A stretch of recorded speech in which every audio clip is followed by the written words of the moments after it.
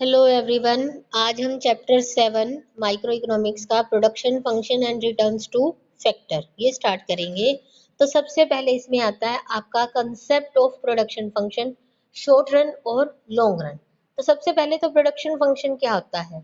अ technical और functional relationship between physical input and output of a commodity is known as production function.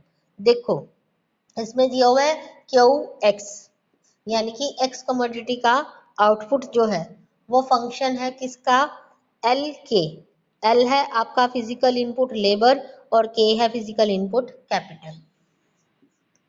L के, Q x is the function of L के। ये है आपका output, physical output, और ये है आपके फिजिकल इनपुट। लेबर और कैपिटल जो है वो आपके क्या है? फिजिकल इनपुट है। देखो जमीन है उस पर मजदूर काम करेंगे, दोनों ही दिखाई देते हैं, इसलिए इसको हम क्या कहते हैं? Physical input. इनपुट क्या होते हैं? वो हमारे साधन जिनको यूज करके हम कोई चीज बनाते हैं। जो चीज बनाएंगे वो क्या बन जाएगा? आउटपुट बन जाएगा। तो इनपुट और आउटपुट के बीच में जो टेक्निकल और फंक्शनल रिलेशन होता है उसको हम क्या कहते हैं? प्रोडक्शन फंक्शन कहते हैं। ठीक है। नेक्स्ट इसमें आता है हमारा प्रोडक्शन फंक्शन में लेबर और कैपिटल, इन दोनों को यूज करते हुए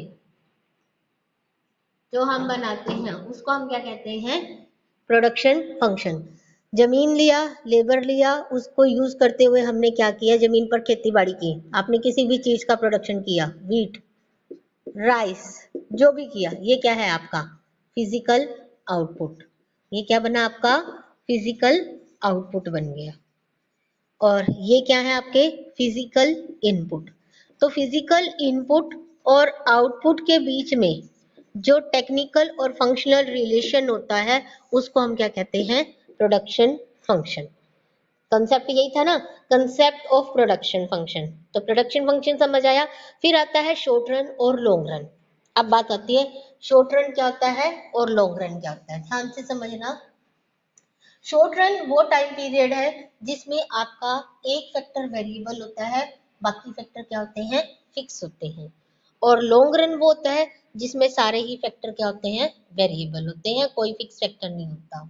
अब यहां से फिर एक और क्वेश्चन आ गया भाई, फिक्स फैक्टर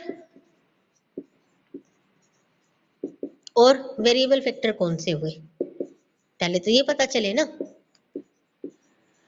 अब फिक्स फैक्टर वो होते हैं जिसकी क्वांटिटी को आप चेंज नहीं कर सकते, जैसे लैंड, आप इसकी क्वांटिटी को बढ़ा नहीं सकते। कैपिटल, मशीन, शॉर्ट पीरियड में तो कम से कम थोड़े टाइम पीरियड में तो आप नहीं बढ़ा सकते। आपने एक फैक्ट्री अभी खोली है, क्या अगले दिन दूसरी फैक्ट्री खोल सकते हैं? नहीं, उसके लिए टाइम पीरियड चाहिए ना। 5 साल, 10 साल, 15 साल, तब कहीं जाकर एक फैक्ट्री स्टैब्लिश होती है कि एक ही साल में कर पाते हैं कोई। रिसोर्सेज भी तो चाहिए, पैसा, फैक्ट्री खोलनी है, मशीनें चाहिए, मशीनों पर काम करने के लिए लेबर चाहिए, जगह चाहिए, और ह्यूज इन्वेस्टमेंट की जरूरत होती है। कोई 5-10 रुपए की मशीन तो आती नहीं, आपको पता है मशीनें भी बड़ी महंगी आती हैं। तो ये होते हैं फिक्स फैक्टर जिसकी क्वांटिटी को हम शॉर्ट पीरियड में चेंज नहीं कर सकते। और ये होता है वेरिएबल फैक्टर जिसकी क्वांटिटी को चेंज किया जा सकता है, दैट इज कॉल्ड लेबर। जिस दिन काम है उस दिन मजदूर ज्यादा लगा लो, जिस दिन काम नहीं है उस दिन मजदूरों को मत लगाओ, मर्जी है हमारी। कंस्ट्रक्शन जैसे करना है, जल्दी कंस्ट्रक्शन करना है तो डबल टाइम डबल शिफ्ट कर देंगे लेबर की। बाहर जा रहे हैं 15 दिन के लिए, लेबर को छुट्टी दे दी। तो ये फैक्टर क्या है?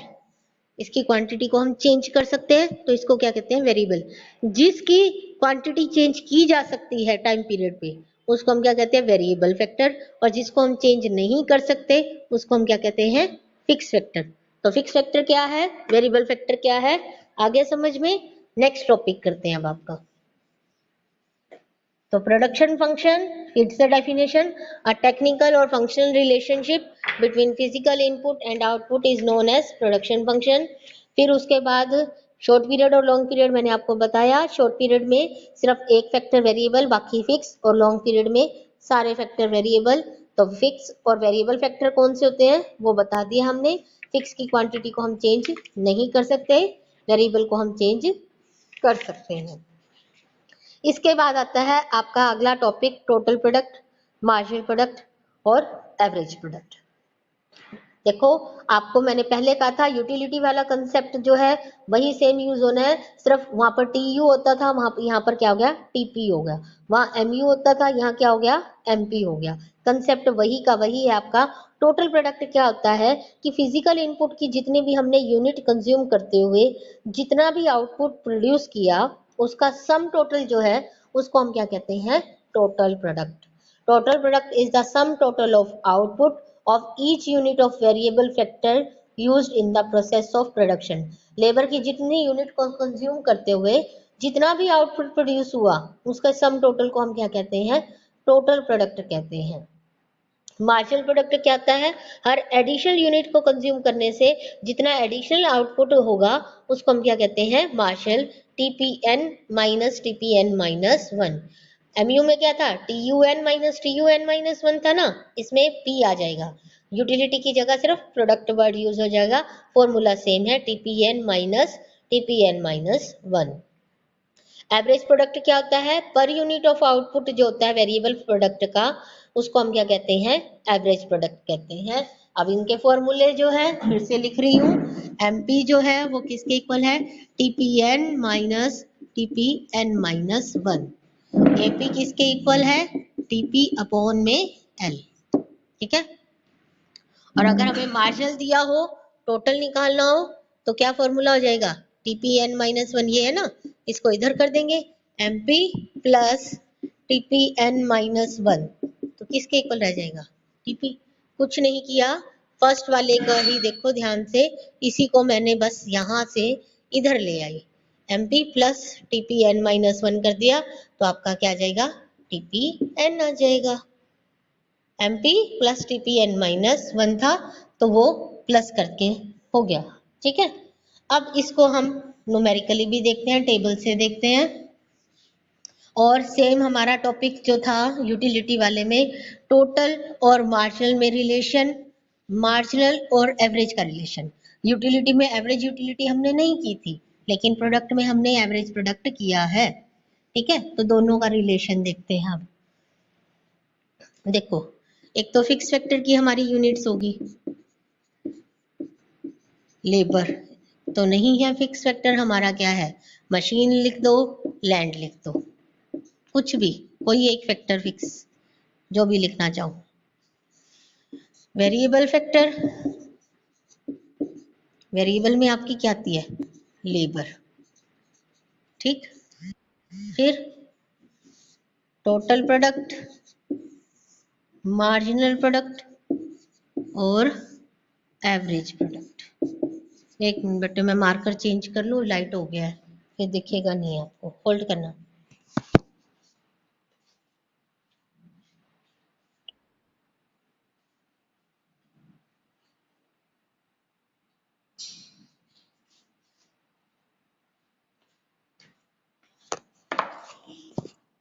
हाँ जी, देखो फिक्स फैक्टर की तो हम यूनिट चेंज नहीं कर सकते, 1 1 1।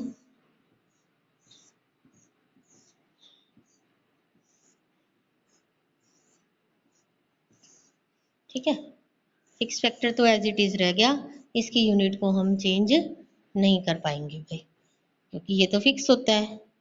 लेबर की यूनिट हमने क्या की, 1 2 3 4 5 6 7 और 8। लेबर हम जितने मर्जी चाहे बढ़ा सकते हैं, लेबर की यूनिट हमने चेंज कर दी। टोटल प्रोडक्ट क्या है, 2 5 9 12 14, सेम यूटिलिटी वाली टेबल ले रही हूँ बेटा मैं, 15 15 और फिर 14। ठीक, फिर इसके बाद हम लेते हैं अपना मार्जिनल। मार्जिनल कैसे निकालते हैं, टीपीएन माइनस 1 पहले वाली। अब 2 से ऊपर तो कुछ नहीं है तो पहला क्या रहेगा, 2 5 minus 2 3 9 minus 5 TPN minus 1 4 12 minus 9 3 14 minus 12 2 15 minus 14 1 15 minus 15 0 और 14 माइनस 15 माइनस का 1। ठीक है, इस तरह से माइनस करते जाना प्रीवियस वाली में। नेक्स्ट इसमें आता है आपका एवरेज कैसे निकालते हैं, टीपी अपॉन में एल, यही फॉर्मूला लिखा था ना, 2 divide by 1 2, 5 divide by 2 2.5, 9 divide by 3 3, 12 divide by 4 3, 14 divide by 5 2.8, 15 divide by 6 2.6, 15 divide by 7 2.1 और 14 डिवाइड बाई 8 तो कितनी आ गई 1.7 समथिंग आएगी। तो फिर हम इसको 1.8 तक अप्रोक्सीमेटली ले लेते हैं। तो ये है आपकी टीपी, एमपी और एपी। ये डॉट है भाई, अगर ना दिख रही हो तो ये 2.1 है, थोड़ा डार्क कर देती हूँ, ठीक है। 2.5, बच्चे ये ना कहें कि मैडम दिखा ही नहीं हमें तो डेसिमल, ठीक। तो ये है टोटल, मार्जिनल और एवरेज की हमारी टेबल। अब बात करते हैं टीपी और एमपी के रिलेशन की। अगर टीयू और एमयू का रिलेशन याद है तो सेम रिलेशन है टीपी और एमपी का। पहला पॉइंट क्या था, when TP increases at increasing rate marginal product increase. First point कि जब टीपी इंक्रीजिंग रेट से बढ़ता है तो मार्जिनल भी हमारा क्या होता है, बढ़ता है। दूसरा, when TP increases at diminishing rate, जब टीपी इंक्रीज तो हो रहा है लेकिन कैसे हो रहा है, डिमिनिशिंग रेट से, धीरे धीरे बढ़ रहा है। 12 से 14 हुआ, 14 से 15 हुआ, मार्जिनल हमारा क्या होता है, डिक्लाइन हो गया। 3 से कम होकर 2 से कम होकर 1। जब टीपी मैक्सिमम पर कांस्टेंट 15 एमपी क्या हो जाता है, 0।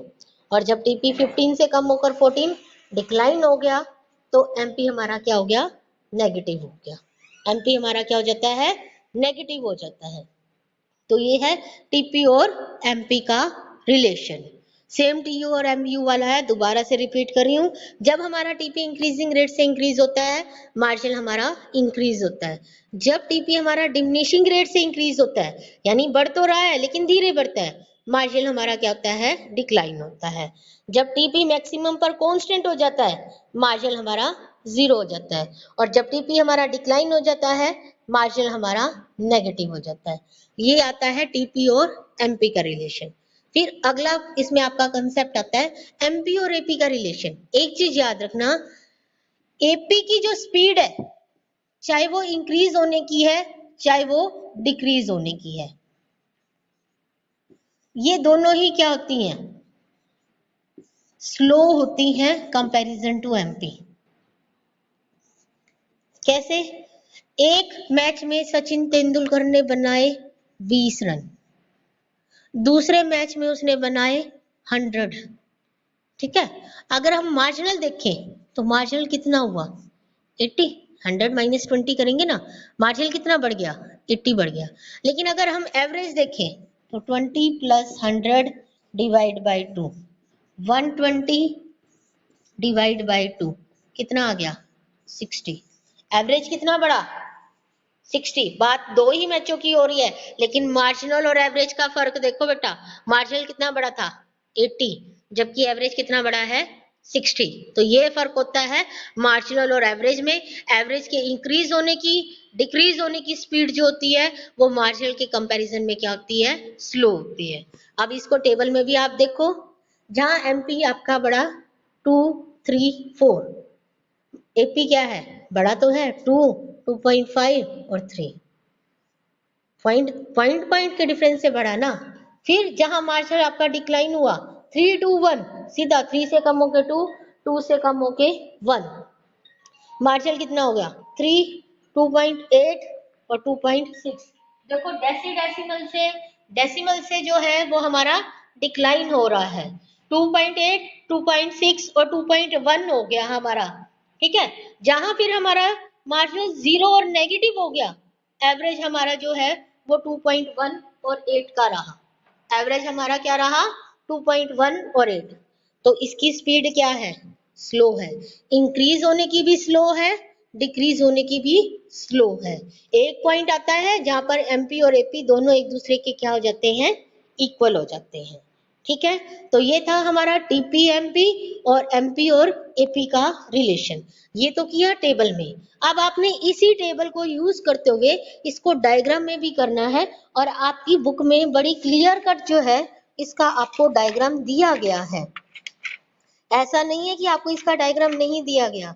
दोनों के एमपी और एपी के रिलेशन और टीपी और एमपी के रिलेशन।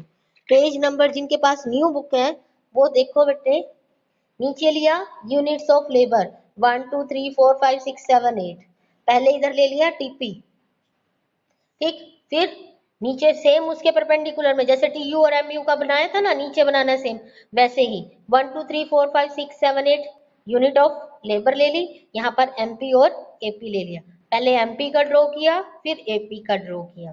देखो जब एमपी बढ़ रहा है तो एपी उससे नीचे है, एपी का कर्व क्या है उससे नीचे है, और जब एमपी फॉल हो रहा है तो एपी का कर्व क्या है उससे ऊपर है। एक पॉइंट है जहां पर एमपी और एपी एक दूसरे को इंटरसेक्ट कर रहे हैं, बराबर है, वो कौन सा पॉइंट है 3 3 वाला, है ना, दोनों एक दूसरे के बराबर, ठीक। फिर उसके बाद देखो एमपी जीरो हुआ, एमपी नेगेटिव हुआ, लेकिन एपी डिक्लाइन हुआ, ना तो वो जीरो हुआ ना वो नेगेटिव हुआ।